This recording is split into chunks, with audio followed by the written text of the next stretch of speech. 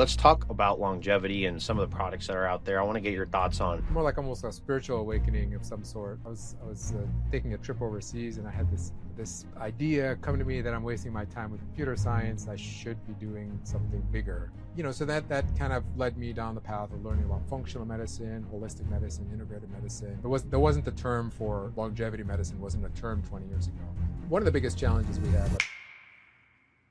What's up, everyone? Welcome back to Compound Wisdom. I'm your host, Steve Sood, and today we're joined by Dr. Zalzala, a medical doctor. He's a family medicine physician and really one of the OGs of the telehealth space. He helped build the early clinical stacks behind platforms like HIMSS and went on to co-found the longevity clinic Ageless RX, which really was one of the first telehealth companies that was going after longevity. Now, in today's episode, we're going to unpack his early career and why he transitioned from computers and IT into medicine, and then eventually telemedicine, and really being one of the pioneers of it as well. So, Dr. Salzala, welcome to Compound Wisdom. Now, one of the first things I want to get into is how in the heck did you get into medicine, especially knowing your background of being one of the OGs in the telehealth space? Yeah. So actually, out of high school, I didn't want to go into medicine. I kind of rejected the idea of medicine to begin with. Back in the late 90s, computers were the big thing. So I actually started out computer science. It wasn't until it's more like almost a spiritual awakening of some sort. I was taking a trip overseas, and I had this idea come to me that I'm wasting my time with computer science. I should be doing something bigger than just tinker around with computers. No offense to computer science people out there. All my friends are they stay in the computer field, and sometimes I envy them. But that's how I ended up in the medical field. Just kind of this idea that I wanted to.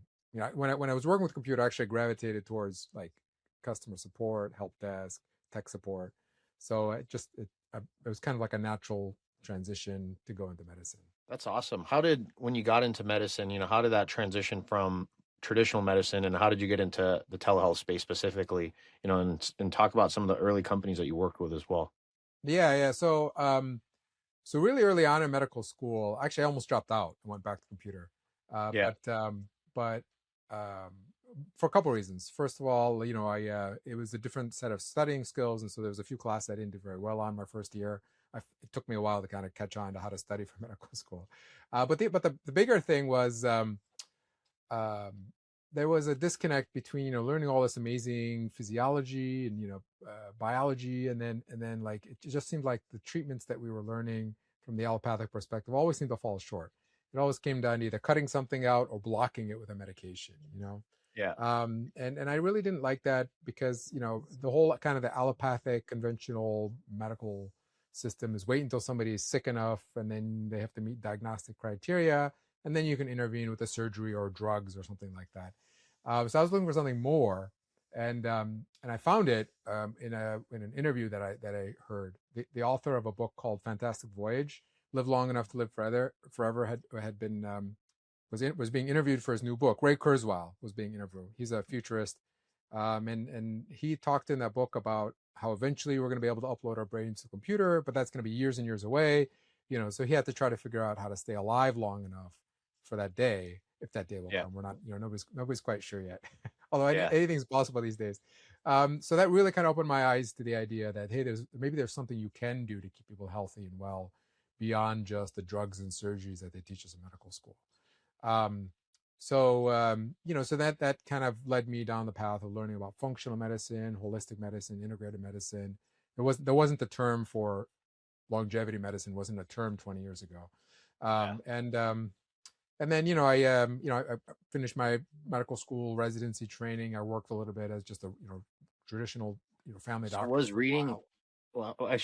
reading that book a huge turning point of you, rather than going back into IT, you're like, you know what, this is, healthcare is exactly what I want to do. Yeah. So it kept me in the game long enough to realize, so, after reading that book, I started reaching out to some doctors in the local area who were kind of leaning towards that path or practicing that path. And then, they kind of opened my eyes to like this other way of doing things, being more preventative, being more holistic, trying to find the root cause of what causes problems with people, whereas kind of the traditional allopathic is, like I said, kind of like cutting something out or blocking it, usually when it's a little too late, in my opinion. Yep. I mean, I mean, I don't have anything personal against the allopathic model. I think if you're in a car accident or have some kind of trauma or some Yeah. kind of major disorder, it's great. I mean, I wouldn't want necessarily a longevity doctor to to be my trauma surgeon, Yeah. but it just we have to respect his limitations as well, in terms of just not necessarily being um, progressive or holistic enough to help prevent diseases of aging. Yep. Nice. Okay. And then how did you transition, I guess, going from medical school, how did you transition eventually into telehealth? Yeah, yeah. So uh, a patient of mine actually, she had migraines, really bad migraines, and she had read about this doctor who had this functional medicine approach to them. And so this doctor was trying to recruit other doctors, like local doctors. And I'm like, wait a minute, why are you trying to recruit these local doctors? Why don't you just get licensed yourself and do telemedicine? He was older, so it was kind of hard for him to get licensed. So yeah, I'll help you out.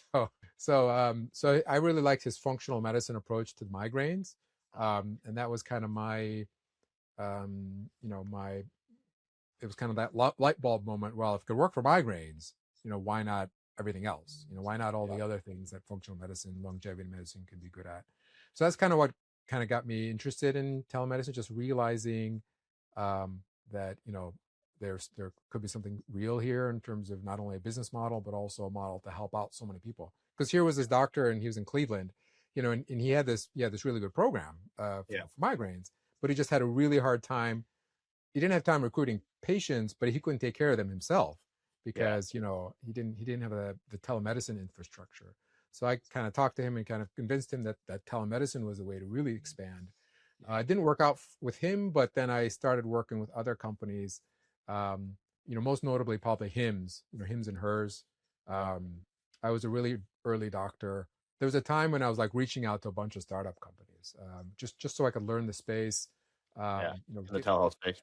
yeah, that Dell, exactly, that Dell space. Because it was really new back in, this was 2016, 2017. Yeah. Um, and so I'd worked with several companies along the way, either as an advisor or as like a telehealth doctor.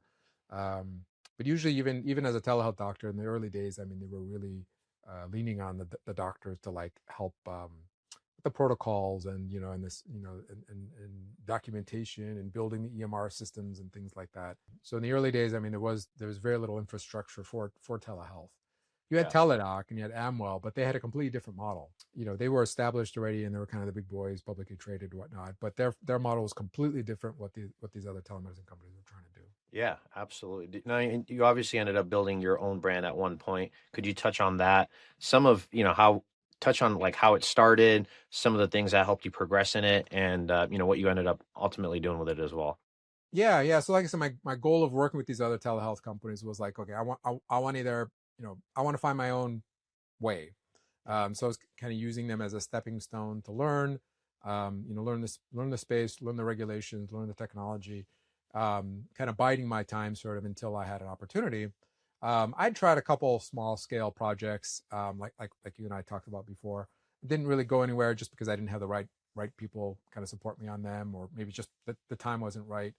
Yeah. And then in 2019, a person approached me with the same idea that I had. Why not make longevity as easily accessible as Hims makes hair loss medication Yeah. accessible, or ED Yeah. medication accessible? So he and I had the same idea. He had a business background. I had the medical science background. And so I'm like, hey, let's go for it. Usually, I'm the type of person when somebody approaches the idea, it's like, hey, let's go for it. And then Yeah. um, I so love that. that's how it started. In 2019, we launched Ageless RX, which was the first telehealth platform dedicated to longevity. Honestly, we didn't even know if anybody was interested. Yeah. Um, you know, we don't know anybody would want metformin for longevity, or NAD or something like that. Now it's like, of course they are, but Yeah. back then Yeah. it was like we weren't sure. Yeah. Um, Yeah. so we were a little ahead of the time, I think, or but luckily we came in right at the right time when it was just starting to take off. Yep. Nice. Okay. And obviously, you're a 50 state licensed doctor. Let's talk about the differences of like, going in, seeing your doctor in person Mhm. versus experience of telehealth. And, let's talk about both sides of it and how much of a positive impact the telehealth side has for patients as well. Yeah, yeah. Well, I mean, the important thing to talk about is telehealth is not is not ideal for everything. You Yeah. know, there are a lot of disease conditions, illness conditions, things like that, where You can do this you have to go to an in in person. person. Like if you have Yeah. stomach pain, for example, I mean, you got to be evaluated. Yeah. Yeah, there's a lot. I mean, there's probably there's many conditions that need to be evaluated in person.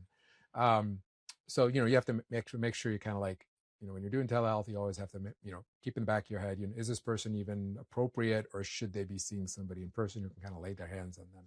So that's the major kind of disadvantage of telehealth, is that it's not going to be for everybody for all situations all the time.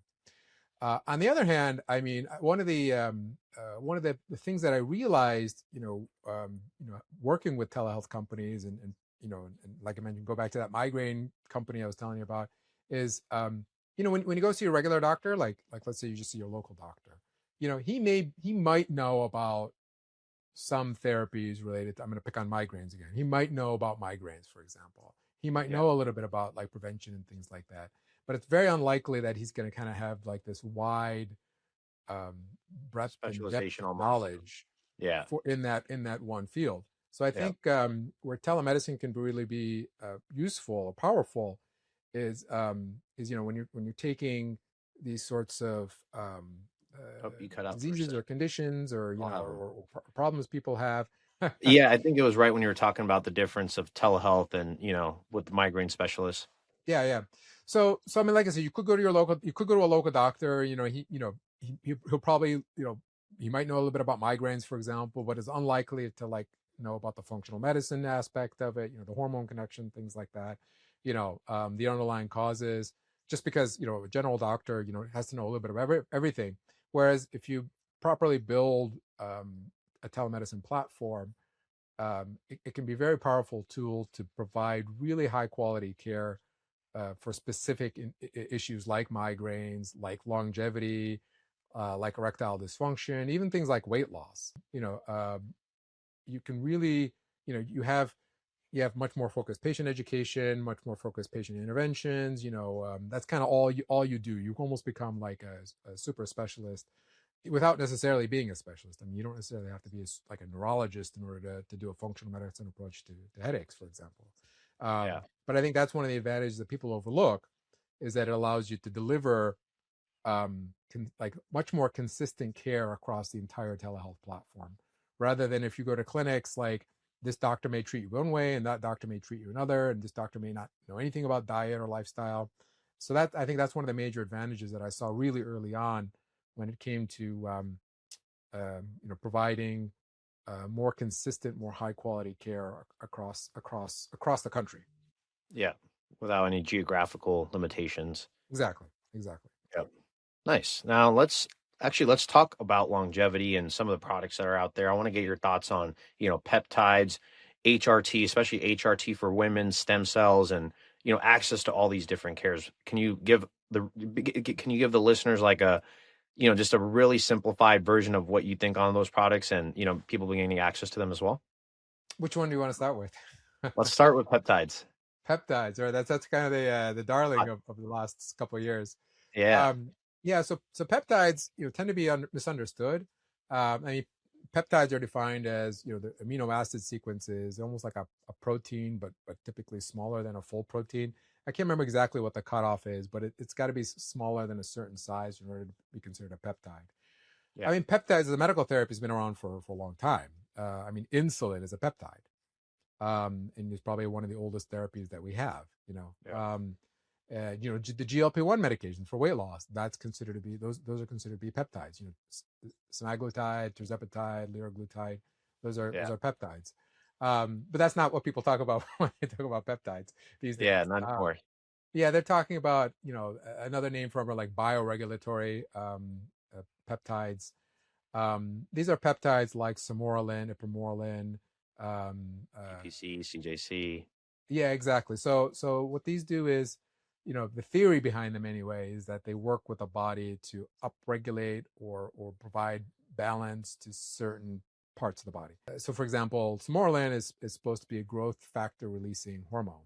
So, as somebody gets older, they don't their growth factor starts to decline.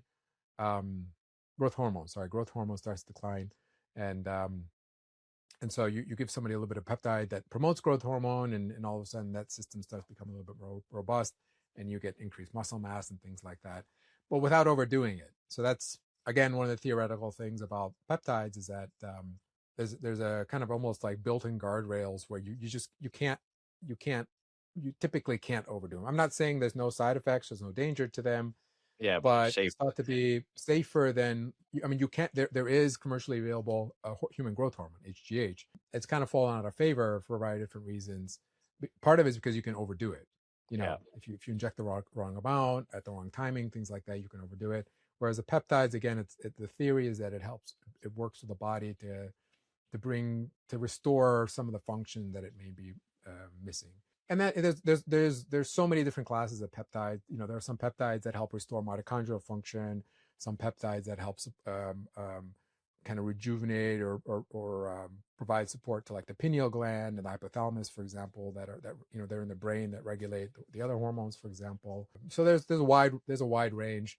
There are peptides that help with like healing, like BPC-157, for example, is a very popular peptide that can potentially help with healing, both of the like joints and muscles and things like that, but also the gut when used orally. So that's kind of like that's why people are so fascinated about peptides, is because again, it's thought to be a little bit more natural, kind of, because it works with the body instead of kind of overriding it.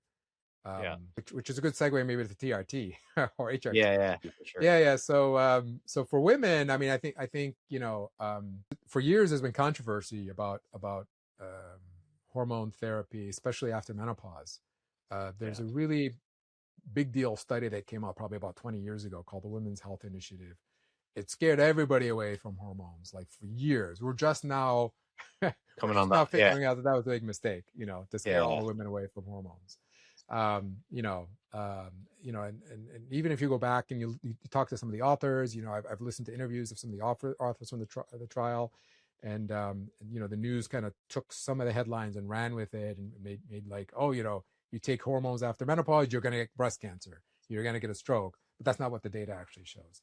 So I think given how important estrogen, progesterone, and even a little bit of testosterone are for women, it's I think it's kind of silly for the medical community to think that women could do just fine without them.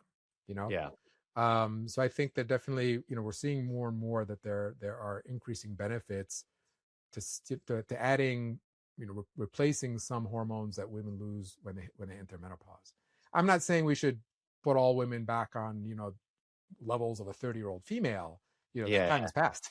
yeah, you know yeah, but I think it's becoming more and more clear that there are some undeniable benefits with hormone replacement, um, and it's about doing it right. I mean, like I said, there are some doctors out there that um, they think, oh, you want to feel like a 30-year-old, we got to get your hormones back to a 30-year-old, and I think that that could be a little bit dangerous for some patients, why is that? malpractice potentially.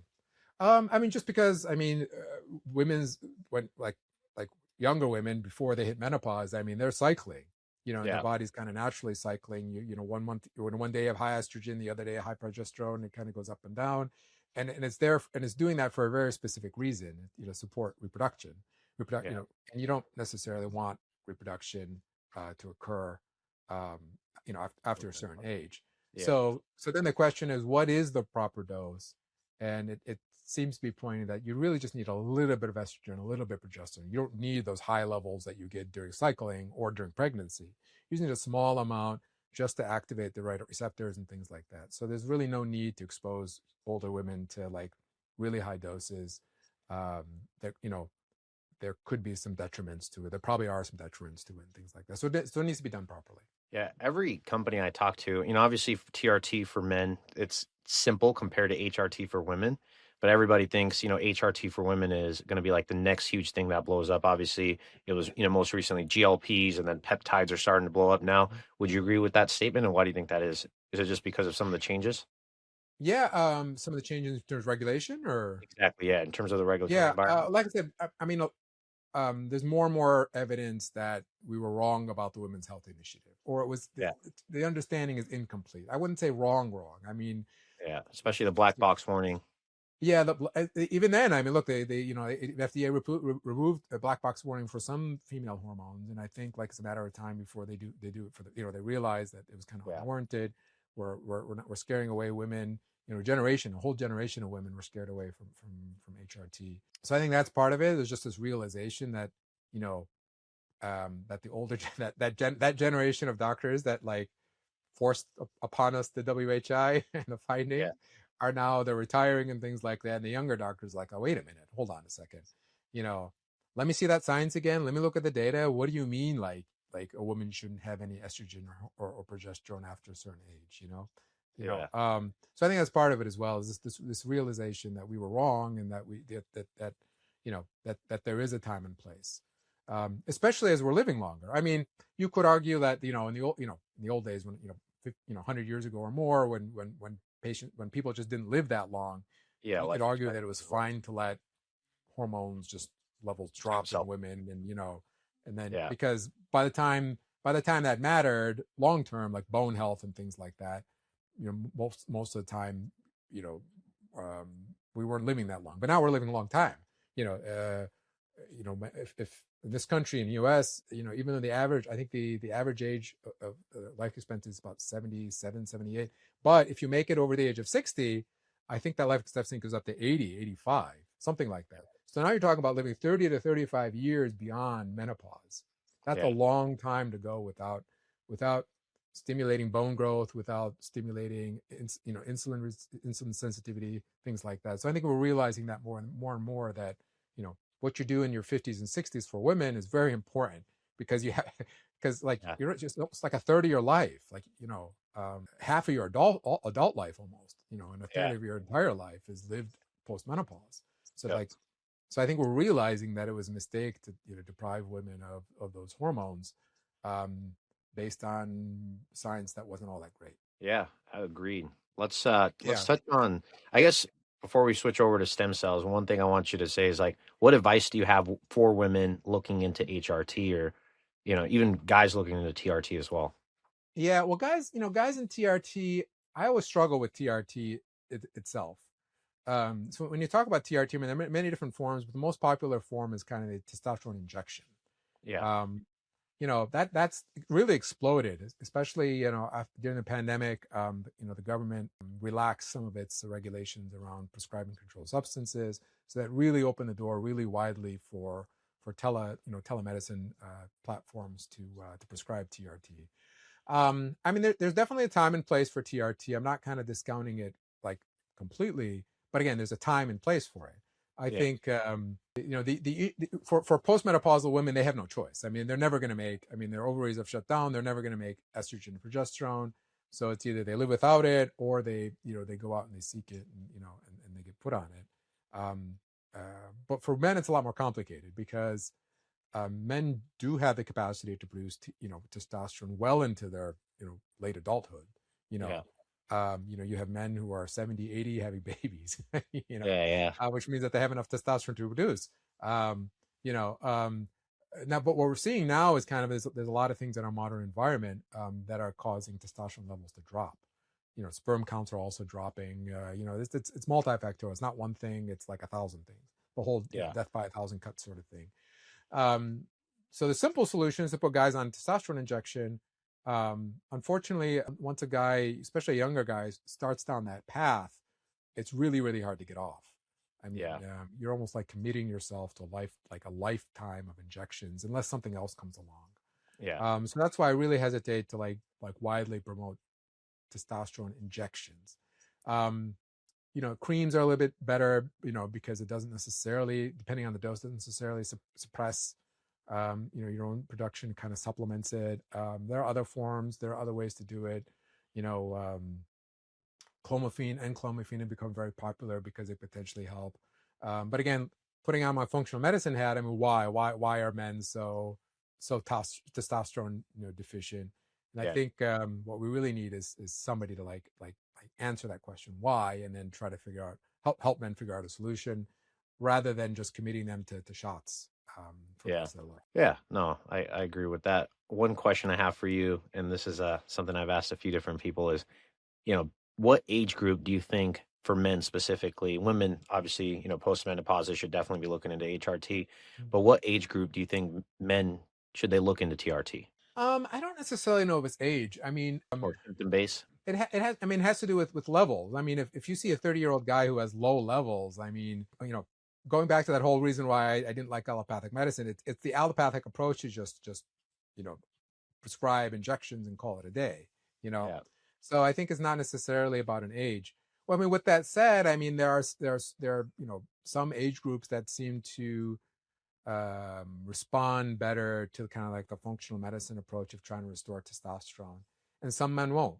So I think yeah, like like I said before, testosterone therapy has its time and its place, and I think if somebody's tried a more comprehensive program to try to get their own testosterone levels up to a healthier space, um, and they're just not getting anywhere, and there could be other possibilities. There could be some autoimmune issues and things like that that kind of prevent them from being able to generate their own testosterone.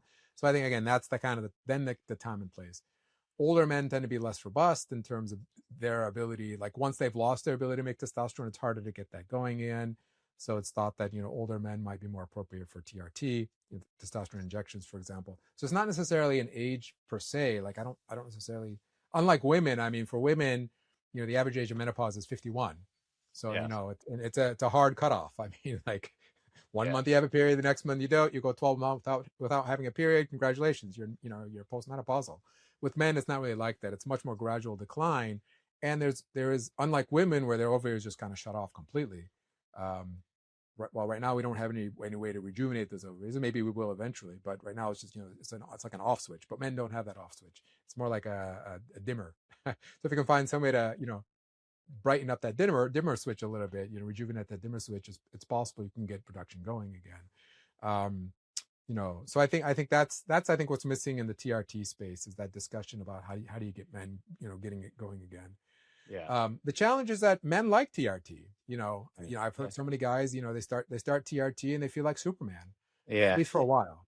Yeah, yeah, at least for a while. But the problem is that Superman facade fades really quick within a yeah. few months, and then their Dependent levels on might look good, but they no longer have that Superman feeling anymore.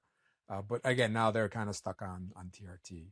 yeah. So that's kind of the warning that I have to kind of the community is like, we should be looking at it from a more holistic perspective.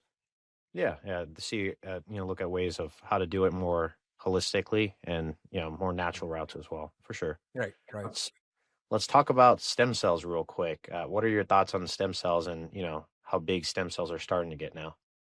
I mean, stem cells have been around for a while. I remember like, 10, 15 years ago was, kind of our first wave of interest in stem cells. Christopher So I mean, they're Reeves, different. I'm sorry. Christopher Reeves, and Yeah, yeah, exactly. It was, the whole thing about, injecting them in spinal cord injury patients and whatnot. So I mean, I'm not a stem cell expert, but I do kind of keep up on the field.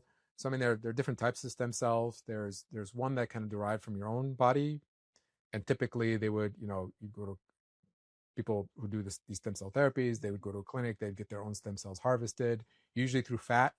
They get yeah, like a little mini liposuction, and then those stem cells would be isolated and then re-injected into wherever it's needed, a joint or whatever.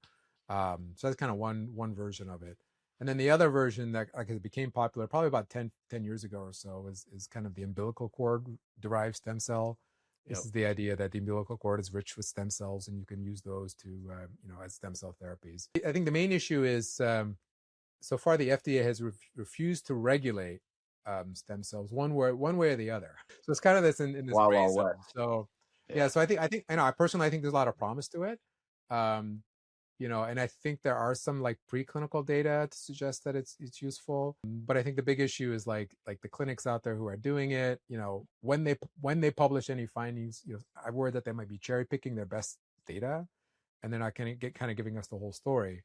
Um, so there's no um, there's no effort currently to try to like validate the different types of stem cell, what's the best protocol, what product to use, things like that. It seems like a lot, doctors go to these training seminars, they kind of learn from an expert supposedly who's done it before, and then they kind of go and they usually either follow it, step for step, or sometimes they make their own modifications, improvements, and then they come up with their own protocols, and then they go on, they tell people that, hey, look what kind of responses I'm getting, and of course word spreads, and people come to them for injections, and stem cells. So I think like what the field really needs is more data on it, on Yep. what the best protocols are, what conditions respond best to it, things like that.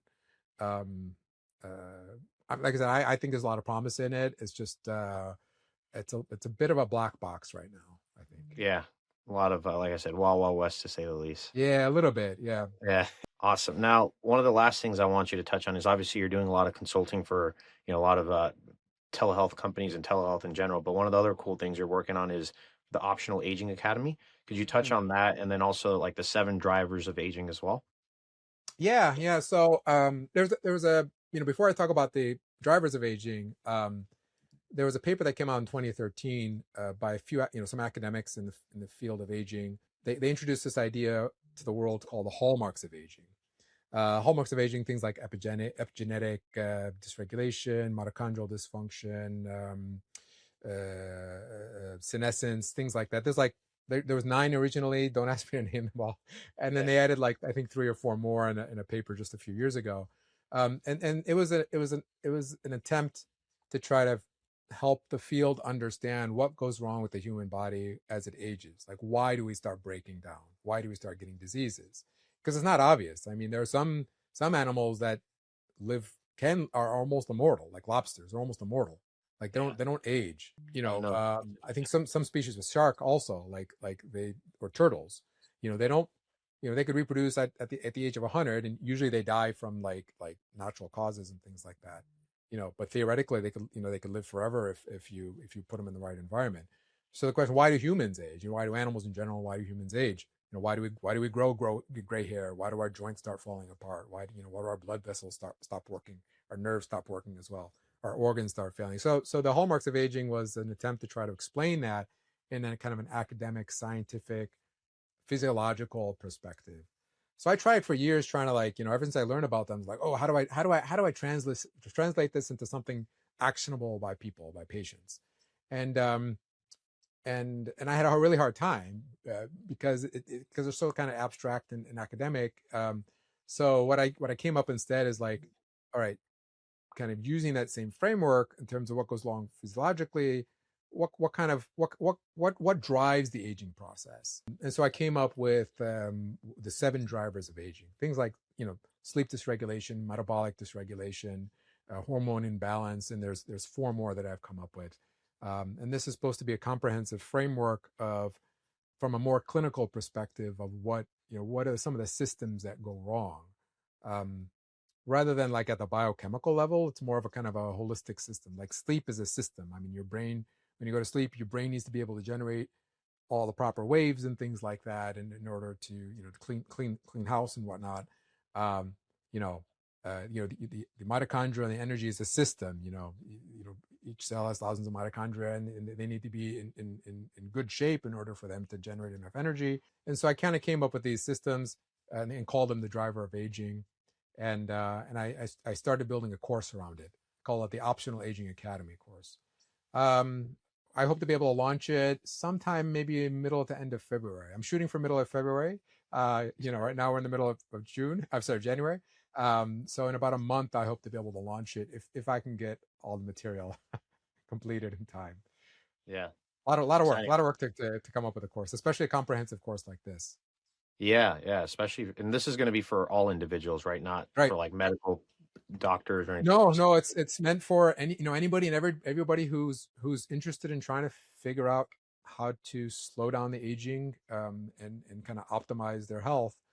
The system is, I help people understand these drivers, and then I provide them a kind of a framework to assess them, and then I provide them guidance on ways, based on their assessment, ways to intervene, and then a lot of times that's where course stops. Is like, maybe there's an assessment, maybe there's an intervention recommendation, but I strongly encourage, and part of it is going to be reassessment, and then is it working? Great, keep it up. Yeah. If it's not working, then you got to reassess and you got to figure out, okay, what is the bottleneck?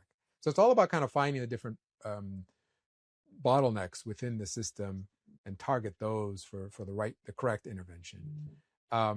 What I think a lot of clinics and things and other people in the space get wrong is just throw a bunch of things at a patient and hope that something sticks. Kind of like the spaghetti on against the walls. Like throw a bunch of spaghetti and hope that some of it sticks. I think we need to be much more deliberate about it. And again, that's why I came up with the seven drivers framework.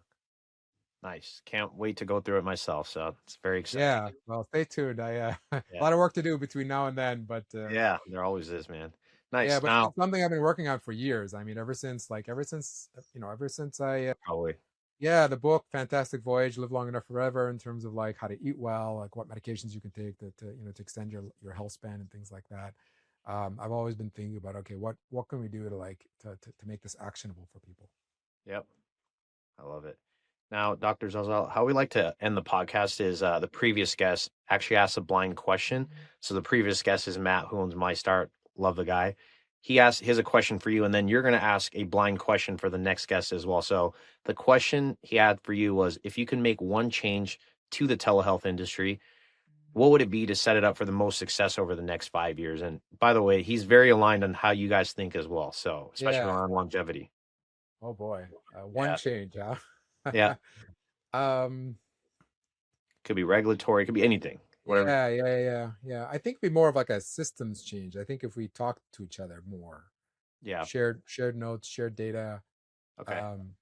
Because I kind I of agree. hinted at this earlier when I was talking about, like, if you're running, let's say, like, going back to migraines for a minute, if you're running a functional medicine practice for migraines, you know, every patient's an opportunity to improve your own system.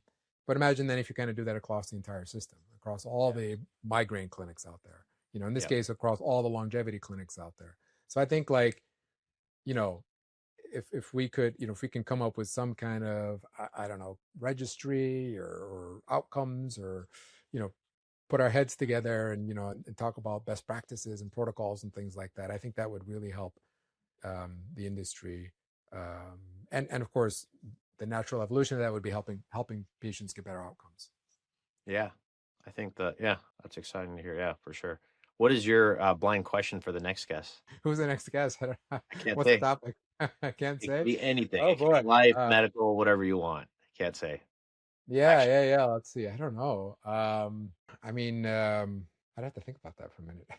yeah, think, man. um, It yeah. can be anything. It doesn't even have to be medical related. It can be about Yeah, life. yeah, yeah, yeah. I mean, I guess the biggest, one of the biggest challenges we have, I probably want to ask the next person you have on here, is how do you make it stick? Yeah. Okay. How do you make, like, I mean, like, longevity is all about the, long haul. Yeah. you know, Yeah. anybody can do a crash diet for 2 weeks, or, Yeah.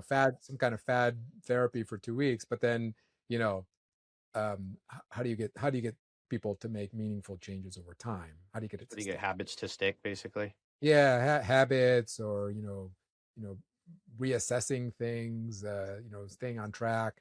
Yeah. How do you get it to stick? I think would probably be the biggest question I have. I love that. Okay. Awesome. Well, Dr. Zazala, thank you for your time. This was amazing. Well, thank you. Thanks for having me.